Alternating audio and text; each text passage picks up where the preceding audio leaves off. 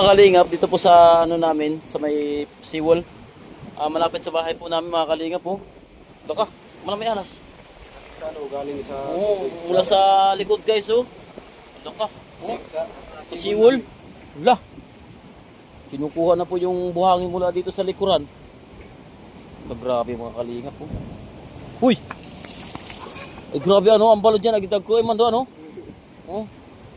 Ayan oh, putas na. Tugtugnan niya to lang. Hain. Tugtugnan to. Ubus na nga do. Dalong, sapat na Ala, grabe. Dito po yan sa barangay Manaybanay. Ah! Hala. Dapat nga di.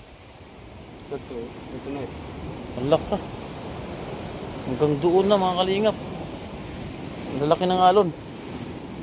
Naispatay nga dito. Naispatay nga dito.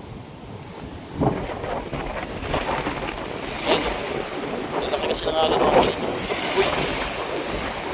Ay, wag! Kurag! Dumadaan. Posibilidad yung seawall na ito mga anak. Baka mawasak na itong seawall para kayin sila ng bahay namin. Yung ano, kalahati ng Manaybanay. Nasisira na po yung kalahati ng Manaybanay mga kalinga po. Kung paano wala pagpatulog, ibasa magbaro. O mga kalinga po. Yan. Seawall po to, pantalan. Ay seawall. Boulevard pa. Ayan o. Butas na. Grabe. Kita na nga itong kuha no. Maagis na ng tubig. Ayun yung tubig.